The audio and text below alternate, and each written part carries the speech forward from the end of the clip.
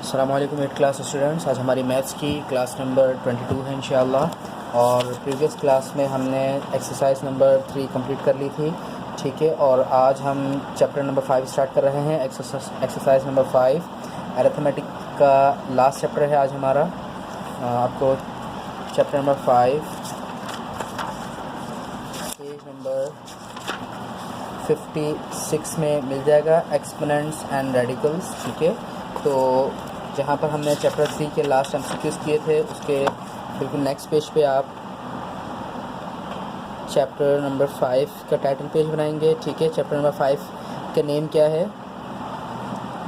Exponents and radicals. अब ये exponents and radicals होते क्या हैं ये हम इंशाल्लाह चैप्टर में डिस्कस करेंगे।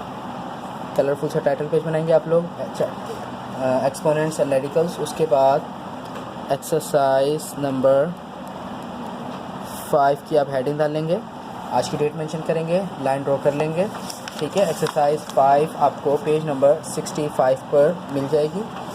तो सबसे पहले हम फर्स्ट पेज पर fill in the blank copy करेंगे, ठीक है। क्वेश्चन नंबर 1 हमें क्या गिवन है? फिल इन द ब्लैंक्स, ठीक है। ये क्वेश्चन कॉपी करेंगे, fill in the blanks. 5 blanks हैं, आप फर्स्ट पेज पर 5 ब्लैंक्स कॉपी कर लेंगे। एक्सप्लेन अभी नहीं कर रहा मैं, एक्सप्लेन इंशाल्लाह लास्ट में करूँगा जब हम चैप्टर पूरा स्टडी कर लेंगे, तो ब्लैंक समझना हमारे लिए आसान हो जाएगा, ठीक है। 5 ब्लैंक्स हैं, आप कॉपी कर लेंगे यहाँ से 1 2 3 4 5। उसके बाद नेक्स्ट पेज पे क्वेश्चन नंबर 2, नेक्स्ट पेज पे आप कॉपी करेंगे। और क्वेश्चन नंबर 2 में आपको ट्रू फॉल्स हैं, ठीक है। स्टेट वेदर, ये क्वेश्चन कॉपी करेंगे आप। State whether the following are true और फॉल्स, और 5 ट्रू फॉल्स हैं। 5 ट्रू फॉल्स आप बुक से कॉपी कर लेंगे, ठीक है। और अभी मैं आपको सॉल्व नहीं करवा रहा ट्रू फॉल्स, इंशाल्लाह चैप्टर के लास्ट में आपको मैं एक्सप्लेन कर दूंगा। उसके बाद आज जो हमें क्वेश्चन करना है वो है क्वेश्चन नंबर 3। क्वेश्चन नंबर 3 आप सबसे पहले मेरे साथ लिखें, एक्सप्रेस, साथ साथ काम करें। Express each of the following as exponents. देखें चैप्टर का नेम क्या था? एक्सपोनेंट्स एंड रेडिकल्स, ठीक है। अब यहाँ पे एक्सपोनेंट का वर्ड आ गया। पार्ट 1 लिखेंगे, √3 multiply by √3 multiply by √3 multiply by √3, solution start, ठीक है। अब देखें हमें क्वेश्चन में क्या करना था, एक्सप्रेस चेंज करना है इस क्वेश्चन को। Express each of the following, इस क्वेश्चन को चेंज करना है एज एक्सपोनेंट्स, एक्सपोनेंट की शक्ल में, एक्सपोनेंट फॉर्म में। तो सबसे पहले सॉल्यूशन के बाद हम क्वेश्चन कॉपी करेंगे, √3 multiply by √3 multiply by √3 multiply by √3। इस क्वेश्चन को हमें किस फॉर्म में चेंज करना है? एक्सपोनेंट फॉर्म में, ठीक है। एक्सपोनेंट फॉर्म में चेंज करना है। एक्सपोनेंट कहते हैं पावर फॉर्म। अब गौर से देखें इस क्वेश्चन को पावर फॉर्म में किस तरह चेंज करेंगे। √3 4 टर्म्स हैं और चारों टर्म बिल्कुल एज इट इज़ सेम है। तो इन चारों टर्म को एक दफ़ा लिख देंगे, ठीक है। कॉमन ले लेंगे यानी एक दफ़ा लिख देंगे, और ब्रैकेट यूज़ करके कितने टाइम्स हैं ये? 4 टाइम्स है, तो 4 पावर लिख देंगे। एक्सपोनेंट पावर कहते हैं टाइम्स को। कोई चीज़ कितनी दफ़ा है उसको हम टाइम्स यानी उसको हम एक्सपोनेंट की फॉर्म में शो करते हैं। ये 4 टाइम्स थी, सेम टर्म थी, तो इन सेम टर्म को एक दफ़ा लिखा।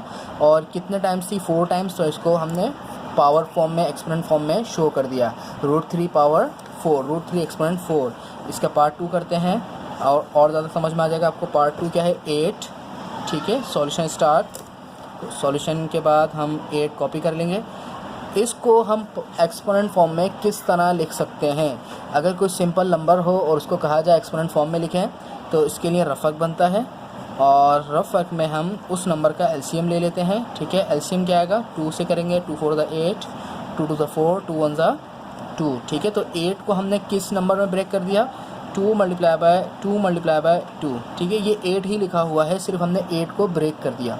अब गौर से देखें इसके जो फैक्टर्स आए हैं वो सेम है, तो एक दफ़ा लिख लेंगे, ठीक है। कितने टाइम्स है? 1 2 3 टाइम्स है, तो इसको हम एक्सपोनेंट फॉर्म में शो कर देंगे, 2 एक्सपोनेंट 3।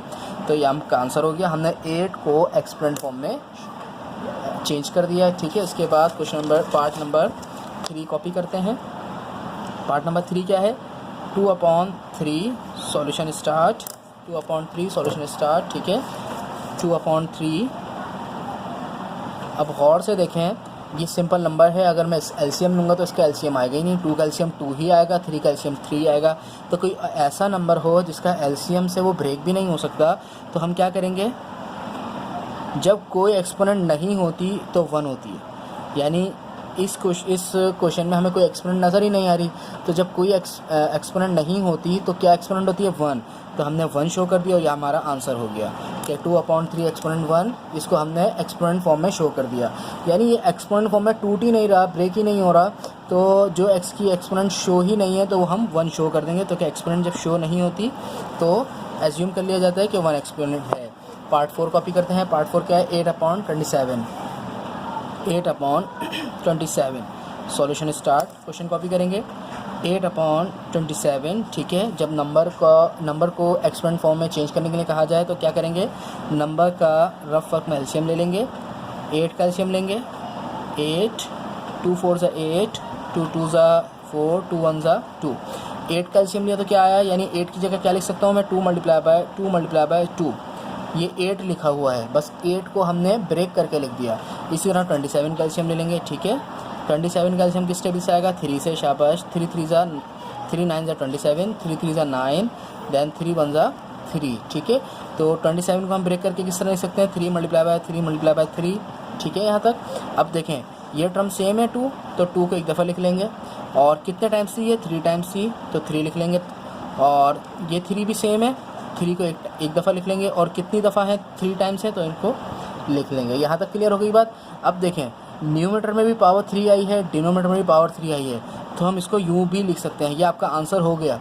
लेकिन इसको इस शक्ल में भी लिख सकते हैं कि 2/3, यहाँ पे भी पावर 3 है, यहाँ पे भी पावर 3 है, तो हम ब्रैकेट यूज़ करके डायरेक्ट ऊपर पावर 3 दे देंगे, यानी ये पावर इसकी भी है, ये पावर इसकी भी है, ठीक है। तो दोनों की पावर कॉमन लेके इसको ब्रैकेट के बाहर हमने लिख दी। इसके बाद लास्ट पार्ट कर लेते हैं, पार्ट नंबर 5। पार्ट नंबर 5 क्या है, 2 की पावर -3 मल्टीप्लाई बाय 2 की पावर -3। Solution start. क्लियर है यहाँ तक। अब देखिए क्वेश्चन कॉपी करेंगे, 2 की पावर -3 मल्टीप्लाई बाय 2 की पावर -3। देखें 2 सेम है तो एक दफ़ा लिख देंगे, ठीक है, और बेस को आपस में प्लस कर देंगे, 2 सेम है, एक दफ़ा लिखी और बेस को आपस में प्लस कर देंगे, तो यहाँ क्या आंसर आएगा, -6। तो इसका आंसर क्या आएगा, 2 पावर -6, तो ये इसका आंसर हो जाएगा, ठीक है। तो आज हमने चैप्टर 5 स्टार्ट किया है।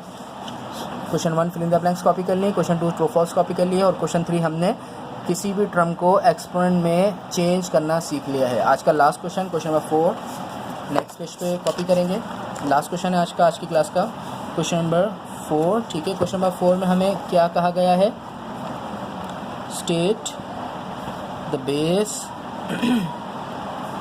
And the exponent in each of the following। Part copy करने से पहले मैं एक चीज़ समझा रहा हूँ, वो देख लें, ठीक है। मैंने लिखा है 2a 3, ठीक है। ये कोई क्वेश्चन नहीं है, ये मैं अपने पास से लिखवाया है। अब देखें गौर से देखें मैं क्या कह रहा हूँ, ये जो है ये 2, इसको क्या कहते हैं, नंबर। 2 क्या है, नंबर, ठीक है। और ये जो a है, a, ठीक है, ये क्या है, वेरिएबल। क्लियर। और ये जो ऊपर है पावर है, ये क्या है, एक्सपोनेंट। ये क्या है, एक्सपोनेंट। अब गौर से देखें, एक्सपोनेंट को छोड़कर जो भी चीज़ बचती है, यानी 2 and a बचा ना, 2 and a, तो इन दोनों को मिला के क्या बोलेंगे, बेस। गौर से समझें, तो एक्सपोनेंट के अलावा जो भी चीज़ रिमेनिंग होती है उसको बेस कहते हैं। और अगर बेस को और मज़ीद वजाहत से बयान करें तो बोलते हैं ये नंबर है और ये वेरिएबल है। और अगर बोलें कि एक्सपोनेंट के अलावा सब चीज़ें जो बचती हैं उनको क्या कहते हैं, बेस, ठीक है। बस ये नाम याद रखिएगा। पार्ट 1 हम लिखते हैं, कॉपी करते हैं। पार्ट 1 क्या गिवन है, √3 4। सॉल्यूशन स्टार्ट, ठीक है। सबसे पहले क्वेश्चन कॉपी करेंगे, √3 4। हमें इस क्वेश्चन में करना क्या है, इन्होंने कहा है हर पार्ट में बताएं कि बेस कौन सी है और एक्सपोनेंट कौन सी है। बेस और एक्सपोनेंट को अलग अलग करके बताएं कौन कौन सी है। आप देखें मैं यहाँ पे क्या लिख रहा हूँ, base equal to exponent equal to. मुझे बताएं इस क्वेश्चन में बेस कौन सी है। एक्सपोनेंट तो आपने पहचान लिया 4 है। एक्सपोनेंट क्या है, पावर को एक्सपोनेंट कहते हैं, ठीक है। बेस क्या है, एक्सपोनेंट के अलावा जो भी चीज़ होगी वो क्या होगी, बेस। तो बेस आपके पास √3 है, ठीक है। तो हमने सिर्फ नाम इनके जाहिर कर दिए कि √3 जो है वो बेस है और 4 जो है वो एक्सपोनेंट है। इसे ना पार्ट 2 कर लेते हैं, ठीक है। पार्ट 2 क्या गिवन है हमें, 4। सॉल्यूशन स्टार्ट, 4 लिखेंगे, उसके बाद बेस इक्वल एक्सपोनेंट इक्वल, ठीक है। अब देखें 4 आपको एक्सपोनेंट नज़र ही नहीं आ रही है, शो ही नहीं हुई है। जब किसी क्वेश्चन में एक्सपोनेंट शो नहीं हो तो क्या होती है, एक्सपोनेंट 1, ठीक है। तो यानी 1 ऊपर लिखा हुआ है, अगर 1 एक्सपोनेंट होती है तो लिखने की ज़रूरत नहीं होती है। और बेस क्या है, 4, ठीक है। इसके बाद पार्ट 3 कर लेते हैं। Part 3, 2 - 3 5। Solution start, 2 exponent -3 exponent 5 base exponent, clear. अब देखिए सबसे पहले एक्सपोनेंट लिखा करें। अब आपको दिख रहा है कि 2 एक्सपोनेंट है, आपको ऐसा लगेगा 2 एक्सपोनेंट है, ठीक है। देखें जो सबसे टॉप वाली एक्सपोनेंट होगी ना उसको एक्सपोनेंट काउंट करते हैं। तो एक्सपोनेंट क्या है हमारे पास, 5। एक्सपोनेंट क्या है हमारे पास, 5, ठीक है। और जो टॉप वाली पावर है ना बस वो एक्सपोनेंट होती है, उसके अलावा जो भी चीज़ है वो बेस होती है, जो भी चीज़ है वो बेस होती है। ये अगर 5 यहाँ पे नहीं होता तो -3 एक्सपोनेंट कहलाती, लेकिन टॉप वाली एक और बेस एक और एक्सपोनेंट आ गई तो सिर्फ अब वो एक्सपोनेंट काउंट की जाएगी, बाकी जो भी एक्सपोनेंट होंगी वो बेस के साथ ही काउंट की जाएंगी। तो 5 एक्सपोनेंट है, बाकी जो भी रिमेनिंग एलिमेंट्स हैं वो बेस हो जाएगी आपके पास। पार्ट 4 कर लेते हैं, ठीक है। पार्ट 4 है हमारा x exponent -4, x exponent -4। Solution start, question copy करेंगे, x -4 बेस एक्सपोनेंट, ठीक है। एक्सपोनेंट सबसे पहले एक्सपोनेंट देखें, एक्सपोनेंट क्या है, -4, बाकी जो रिमेनिंग है वो बेस हो गई, क्लियर। इसके बाद 5 कर लेते हैं। 5 क्या है हमें गिवन, √5 0। अब इसमें एक्सपोनेंट क्या होगी, 0, बेस क्या होगी, √5, ठीक है। ये आप खुद करेंगे। पार्ट 6 कर लेते हैं। पार्ट 6 क्या है, 1, ये मैं करा देता हूँ, ठीक है। सॉल्यूशन स्टार्ट, हमने 1 लिखा, बेस एक्सपोनेंट, ठीक है। सबसे पहले हम एक्सपोनेंट देखेंगे। यहाँ पे कोई एक्सपोनेंट शो ही नहीं है, जब शो नहीं होती तो 1 एक्सपोनेंट होती है, ठीक है। ये यहाँ पे एक्सपोनेंट 1 जब 1 होती है तो शो नहीं होती। उसके बाद बेस क्या है, बेस भी 1 है, ठीक है। बेस 1 है और जो एक्सपोनेंट शो नहीं है वो भी 1 है। इसके बाद पार्ट 7 कर लेते हैं, आप नेक्स्ट पेज पे कर लीजिएगा, ठीक है। पार्ट 7 कर लेते हैं। पार्ट 7 है √3 1/2, इसके अंदर एक्सपोनेंट 1/2 है और बेस √3 है। पार्ट 8 कर लेते हैं। पार्ट 8 क्या है, 5 1/2, इसके अंदर एक्सपोनेंट 1/2 है और बेस 5 है। इसके बाद पार्ट 9 कर लेते हैं। पार्ट 9 क्या है, 3a² 0। सॉल्यूशन स्टार्ट, ये मैं करा देता हूँ, ठीक है। आप लोग ये खुद करेंगे, जो मैं सॉल्व नहीं करा रहा। 3a² 0, हमें क्या करना है, बेस फाइंड करनी है और एक्सपोनेंट फाइंड करना है। तो एक्सपोनेंट क्या है, 0, बाकी जो रिमेनिंग एलिमेंट्स हैं वो सारे क्या हो गए, बेस, ठीक है। इसके बाद पार्ट लास्ट है हमारा 10। Part 10 a² 1 solution start, base exponent क्या है 1 और बेस क्या है a²। सॉल्यूशन, ठीक है, आपका आंसर आ चुका है ये। तो आज हमने कुछ चैप्टर 5 स्टार्ट किया, एक्सपोनेंट्स एंड रेडिकल्स, ठीक है। चैप्टर 5 स्टार्ट किया हमने, exponent and radicals, title page बनाया। अरिथमेटिक का लास्ट चैप्टर है। इंडेक्स में डेट लाजमी डालेंगे आप, ठीक है। जब चेक करेंगे कॉपी तो डेट के साथ चेक कराएंगे, ठीक है। यहाँ पे डेट आप लोग मेंशन करेंगे। फिर फिल इन द ब्लैंक्स हमने की, ट्रू फॉल्स की। उसके बाद क्वेश्चन 3 हमने किसी भी टर्म को एक्सपोनेंट में कन्वर्ट करना सीखा, चेंज करना सीखा। उसके बाद क्वेश्चन नंबर 4 में हमने बेस और एक्सपोनेंट को अलग अलग करके लिखना सीखा। तो यहाँ तक काम करें और मुझे चेक करें। अस्सलामु अलैकुम वरहमतुल्लाहि वबरकातुहू।